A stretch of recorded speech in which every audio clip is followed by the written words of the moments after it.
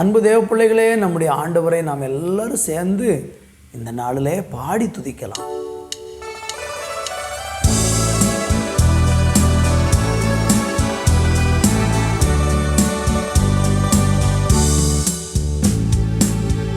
இடுக்கமான வாசல் வழியே வருந்தி நுழைய முயன்றிடுவோம். இடுக்கமான வாசல் வழியே வருந்தி நுழைய முயன்றிடுவோம். சிலுவை சுமந்து இயேசுவின் பின் சிரித்த முகமாய் சென்றிடுவோம். சிலுவை சுமந்து இயேசுவின் பின்னே சிரித்த முகமாய் சென்றிடுவோம். இடுக்கமான வாசல் வழியே வருந்தி நுழைய முயன்றிடுவோம். இடுக்கமான வாசல் வழியே வருந்தி நுழைய முயன்றிடுவோம்.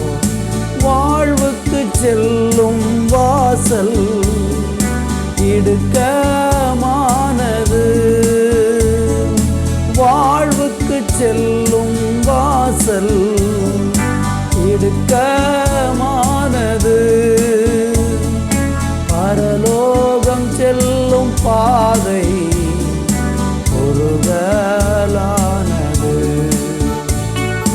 பரலோகம் செல்லும் பாதை குறுகலானது.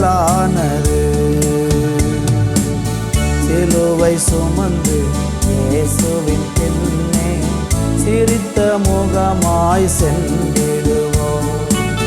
சிலுவை சுமந்து இயேசுவின் பின்னே சிரித்த முகமாய் சென்றிடுவோம்.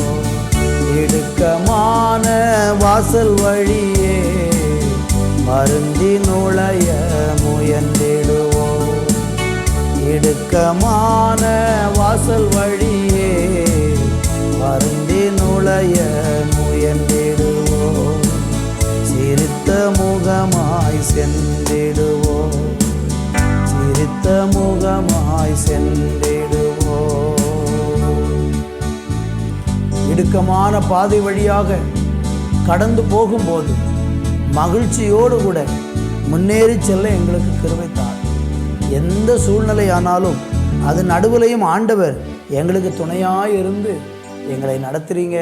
அதுக்காக நன்றி. இயேசுவின் நாமத்தில் பிதாவே, ஆமேன். அன்பு தேவ பிள்ளைகளே, இந்த நாளிலேயும் கூட மத்தேயு எழுதின சுவிசேஷம் 7ஆம் அதிகாரம் 13வது வசனத்தை வாசிக்கிறேன். இடுக்கமான வாசல் வழியாக உட்பிரவேசியுங்கள்.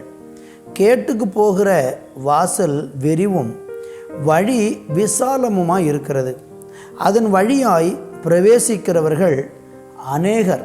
அடுத்த வசனம், ஜீவனுக்கு போகிற வாசல் இடுக்கமும் வழி நெருக்கமுமாய் இருக்கிறது, அதை கண்டடைகிறவர்கள் சிலர் என்று பார்க்கிறோம். அன்பு தேவ பிள்ளைகளை, வாசித்த இந்த 2 வசனத்தில் கர்த்தருடைய வேதம் என்ன சொல்லுகிறது? இடுக்கமான வாசல் வழியாக போங்க, பிரவேசிங்க, அந்த வழியை நீங்கள் வெறுக்காதீங்க அப்படின்னு ஆண்டவர் சொல்கிறார். பாருங்கள், இந்த உலகத்தில் இடுக்கமான வழியாக போகிறத நம்ம யாருமே விரும்புவதில்லை. நம்முடைய வாழ்க்கையில் பலவிதமான இடுக்கமான பாதை நமக்கு இருக்கும் என்றால், பொருளாதார நெருக்கம், இன்னும் சரீர பலவீனத்தினால் உண்டாகிற நெருக்கம், இப்படி பலவிதமான இடுக்கங்கள் நம்முடைய வாழ்க்கையில் வரும்போது நம்ம ரொம்ப சோர்ந்து போய் விடுகிறோம். ஆனால் ஆண்டவர் சொல்கிறாரு, அந்த இடுக்கமான பாதையில் போகிறதுக்கு வெட்கப்படாதீங்க, அந்த வழியாக நீங்கள் போங்க. அந்த இடுக்கமான வாசல் வழியாக நீங்கள் போகும்போது ஆண்டவர் சொல்கிறாரு, அது நெருக்கமாக இருந்தாலும் கூட, அது கொஞ்சம் உங்களுக்கு கஷ்டத்தை உண்டு பண்ணுகிறதான ஒரு காரியமாக இருந்தாலும் கூட, அதுதான் ஜீவனுக்கு போகிற வாசல் என்று சொல்கிறார். இந்த உலகத்தில் தேவனுக்காக ஒரு மனுஷன் வாழணும், அல்லது நீதி நேர்மையாக வாழணும் என்று ஒரு மனிதன் தீர்மானித்தால் அந்த மனிதனுக்கு கட்டாயம் நெருக்கங்கள் உண்டாகும். நீங்கள் பாருங்கள், நம்முடைய இந்திய தேசத்தின் சுதந்திரத்தை நமக்கு பெற்றுக் கொடுத்ததான எத்தனையோ சுதந்திர தியாகிகளுடைய வரலாறு நம்முடைய இந்திய சரித்திரத்தில் அப்படியே நிரம்பி இருக்கிறது. அவங்கெல்லாம் இந்த சுதந்திரத்தை வாங்கி கொடுப்பதற்கு எளிமையாக அதை செய்யலை. ரொம்ப நெருக்கப்பட்டு, ரொம்ப துன்பம் அனுபவித்து, பலவிதமான உபத்திரவங்களை அனுபவித்து தான் தேசத்துக்கு சுதந்திரத்தை வாங்கி கொடுத்தாங்க. அப்போ நெருக்கம் என்பது பிற்காலத்தில் ஒரு பெரிய விசாலத்தை உங்களுக்கு கொண்டு வரும். அதனால் இன்றைக்கி நெருக்கத்தின் பாதையில் போகிறீங்களா? அந்த நெருக்கத்தின் பாதையில் போகும்போது மன சோர்ந்து போயிடாதீங்க, சந்தோஷமாக இருங்க. ஆண்டவரே, இந்த நெருக்கத்தில் எனக்கு உதவி செய்யுங்க. ஆண்டவரே, இந்த ஆபத்தில் எனக்கு உதவி செய்யுங்க.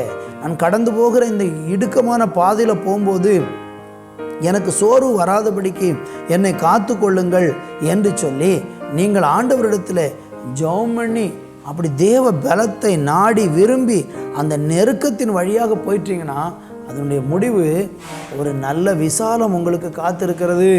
ஆனால் பாருங்கள், ஜீவனுக்கு போகிற அந்த வாசல் மாத்திரம் இடுக்கமாக இருக்குமா.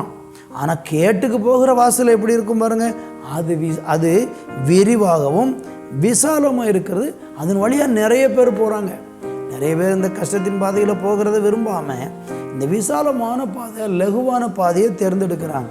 ஆனால் அதில் போயிட்டு அவங்க வாழ்க்கை எப்படி இருக்கும் பாருங்க, அது கேட்டின் பாதை, அதனுடைய முடிவு பயங்கர வேதனை.